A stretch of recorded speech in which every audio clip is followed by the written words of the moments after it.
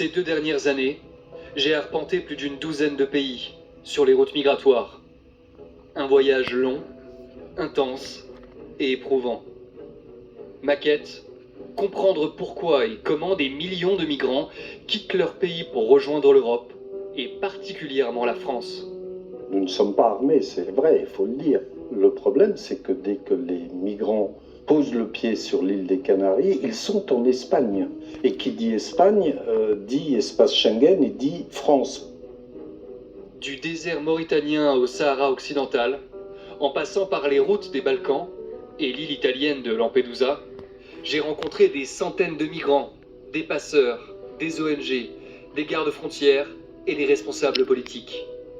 Dans des conditions souvent précaires et parfois périlleuses, j'ai pu assister à des opérations de police, recueillir des témoignages de corruption au cœur des pays africains, être agressé par des ONG pro-migrants et constater par moi-même l'impuissance de Frontex et de l'Europe. Rien n'est fait pour traiter vraiment les causes de cette arrivée illégale. Le moteur principal de ces flux, mais qui est le moteur principal des flux migratoires dans leur ensemble vers l'Europe, c'est d'abord et avant tout un moteur économique. Dans un parcours qui m'a conduit à arpenter les principales voies de l'immigration, une question n'a cessé de me hanter. Qui souhaite cela? Qui est responsable? Certains diront que c'est la faute d'Abdoulaye, passeur sénégalais depuis 2006, rencontré sur une plage de Saint-Louis. La réponse est assez simple quand on connaît un peu l'Afrique, c'est qu'il y a à tous les échelons, à tous les niveaux, une corruption immense, et il faut savoir que c'est un vrai business. Pour moi, après des milliers de kilomètres parcourus dans les coins les plus éloignés, une conclusion ressort limpide. Les véritables passeurs, c'est nous. Chez Frontières, on a donc voulu voir cela de nos propres yeux.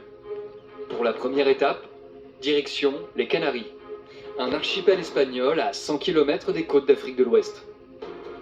Notre périple commence à Paris, pour aller jusqu'à la ville de Malaga, en Espagne, puis Tenerife, la principale île des Canaries, 2700 km à parcourir. Une fois arrivé là-bas, il faut prendre un ferry pour se rendre sur l'île la plus éloignée, El Hierro. 2 heures de houle et de mal de mer pour arriver, enfin, sur cette fameuse terre promise. La nuit tombe. Soudain, le bateau des sauveteurs prend le large. Une tempête, des Espagnols en détresse en mer, mais rien ne perturbe l'atmosphère sur le port. Les habitants semblent indifférents, comme si tout ça était monnaie courante, et la soirée continue, bercée par l'air d'El Doctorado. Une certaine agitation commence à se faire ressentir. La Croix-Rouge regroupe de grandes tentes sur les quais, avec l'aide des autorités espagnoles. Des volontaires de l'organisation internationale commencent à poindre le bout de leur nez. Il semblerait donc que ce ne soit pas pour un sauvetage en mer, mais pour une arrivée de migrants. C'est l'occasion de se rapprocher et de sortir notre caméra sur le quai. Peu de policiers sont présents, et nous allons assister à ce qui va s'apparenter à un sauvetage humanitaire qui ne s'arrêtera pas durant plusieurs jours. C'est un véritable balai structuré qui va conduire en quelques jours ces migrants sur notre territoire européen, avec moult aides et accompagnement. Le process est simple. Frontex lance une alerte aux sauveteurs en mer, annonçant l'arrivée imminente de bateaux de migrants sur les côtes espagnoles. Sur le port, les sauveteurs, toujours prêts, se relaient toutes les 3 semaines. En général, ils prennent le large avec un seul bateau, parfois 2, si beaucoup d'embarcations sont signalées. Enfin, le bateau fait son apparition.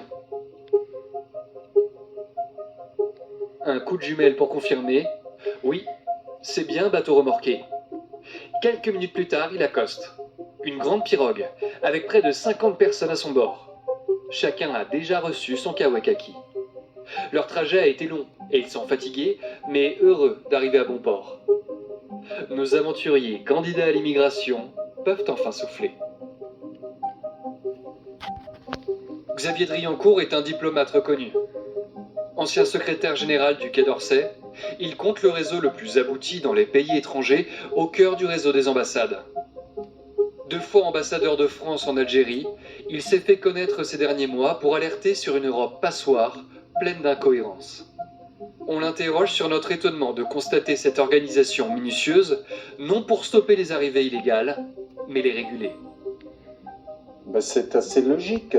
C'est la même chose dans nos différentes îles que sont Mayotte ou Lampedusa ou les Canaries. C'est-à-dire que ce sont des îles qui relèvent de la France, de l'Italie ou de l'Espagne, qui donc appartiennent à l'espace Schengen. Débarqués un par un, les migrants revêtus de kawaii vert kaki sont installés dans la tente par les bénévoles de la Croix-Rouge.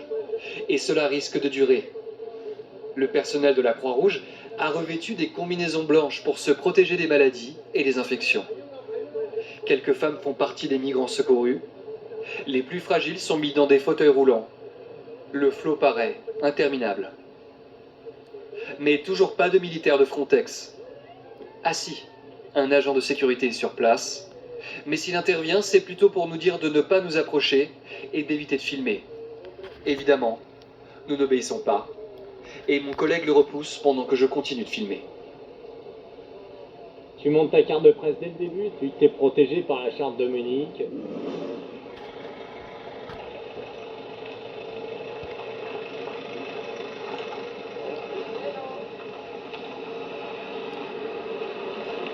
En fait, ce qui est assez ouf,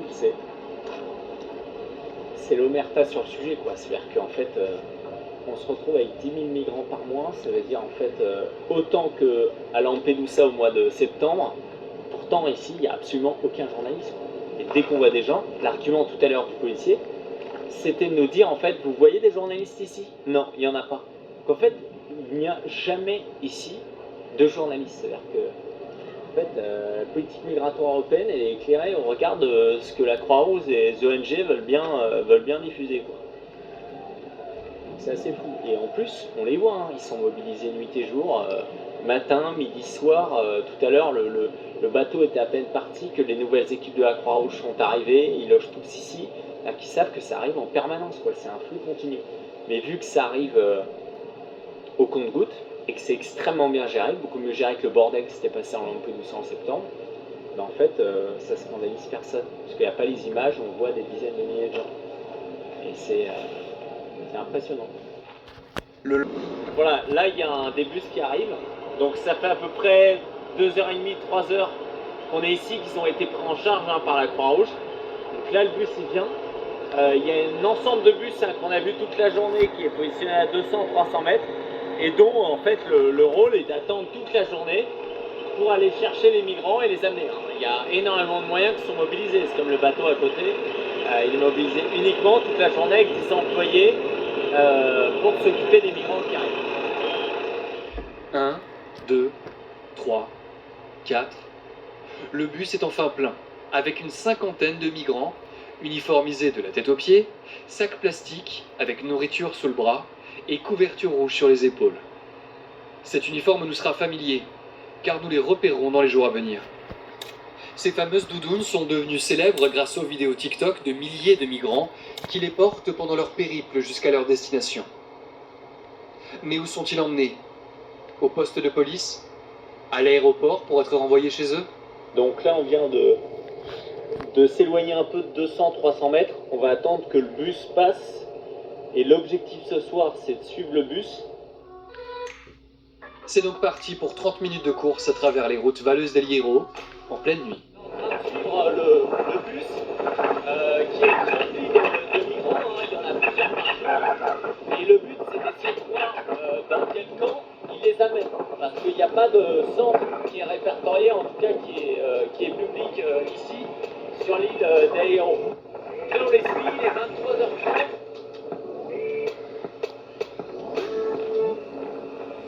Près d'une demi-heure où le vent et la nuit commencent à me faire grelotter. Pas d'inquiétude, on arrive. Un centre a visiblement été aménagé ici, loin de tous. Ils y sont donc conduits et y resteront 48 heures avant d'être emmenés plus loin. On essayera de venir de jour, mais l'accès nous y sera interdit. Évidemment. Une règle phare tout au long de ce périple, loin des yeux, loin de l'opinion publique. Ils sont arrivés dans les camps. Ils sont déplacés par bateau, car, puis avion. Pour l'instant, impossible de parler aux migrants. Ils sont encadrés au cordon par la Croix-Rouge et ne semblent donc déranger personne. Nous décidons de remonter le fil.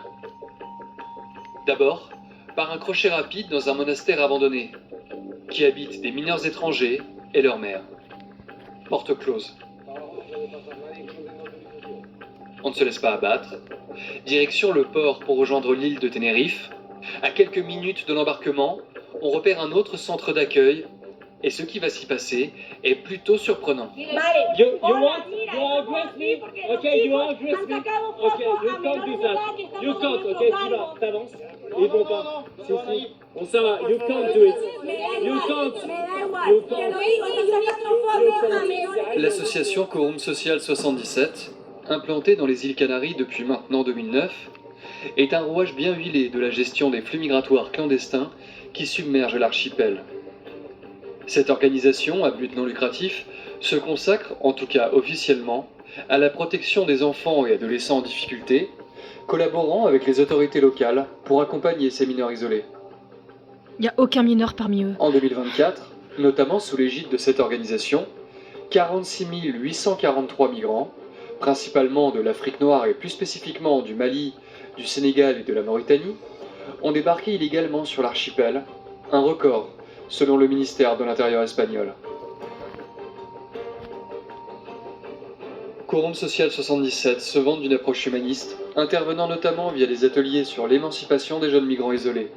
L'ONG a par ailleurs reçu des fonds publics significatifs du gouvernement des Canaries pour la prise en charge de ces mineurs étrangers non accompagnés.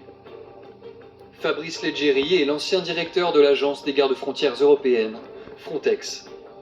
Lui aussi a été la cible des ONG pro-migrants qui l'ont contraint à démissionner en 2022 avant de devenir député européen RN en 2024.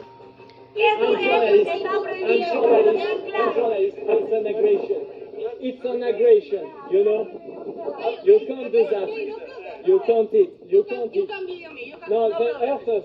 No, you can't. You can't. C'est totalement l'illustration de ce que j'ai dénoncé depuis 2017. En 2017, j'avais déjà commis un crime de lèse-majesté contre les ONG. Nous sommes contraints de courir vers le ferry après avoir déposé plainte contre l'association. Il n'y en a que 2 par jour. En arrivant, surprise, des centaines de migrants attendent dans la file pour embarquer avec nous. Impossible de filmer, évidemment. La compagnie et le port l'interdisent. Pas étonnant.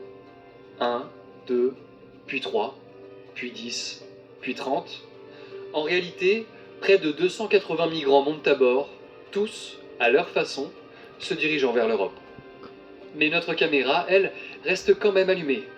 Dommage pour eux. On se pose des questions évidentes. Quel est le coût réel de ce ferry, qui transporte bien plus que les touristes? Combien coûte une traversée pour une compagnie de ferry? Combien cela rapporte-t-il réellement? Donc là, on peut pas vous montrer, je peux pas tourner la caméra parce qu'il y a plein de migrants de ce côté-là, mais c'est interdit. Ils ont placé un membre de la Guardia Civile juste derrière mon caméraman pour bien vérifier qu'il n'y aura pas d'image. On ne peut pas les interroger, pour autant évidemment on a quelques vidéos. Avant de monter dans ce ferry, on a acheté notre billet. Le voici, c'est 60 € par personne. Alors, j'ai une question simple. Qui paye aujourd'hui les billets de ces 280 migrants qui sont ici en ce moment avec nous dans le ferry, sachant qu'il y en a près de 280 au moins par jour qui transitent ici, c'est les informations qu'on a. Donc j'ai une calculette, je vais multiplier 60 le prix du billet par 280 € et ça fait 16 800 € par jour. Alors on va multiplier par le nombre de jours par mois, on est sur un demi-million d'euros uniquement pour ce transit entre une petite île et une plus grande île des îles Canaries. Alors, la réponse à qui paye ce billet, dans le fond, elle est simple, c'est vous. Tenerife. Sur place, le responsable local du parti Vox, la droite nationaliste espagnole, accepte de nous servir de guide et nous fait visiter le centre de Tenerife, d'où partiront ensuite les migrants vers Malaga et donc sur le sol européen. Coalition Canaria est celle qui gouverne avec le soutien du Parti populaire dans le cadre d'un pacte et d'une coalition. Le président du gouvernement des Canaries, Fernando Claviro, dit maintenant ce que nous répétons à Vox depuis 4 ans. Le tout après nous avoir traités de racistes et de xénophobes. Aujourd'hui, il dit ce que nous avons toujours affirmé. Ils arrivent de plus en plus nombreux. Les données des 15 premiers jours de 2024 montrent que plus de 3000 migrants sont entrés en Espagne illégalement, en 15 jours.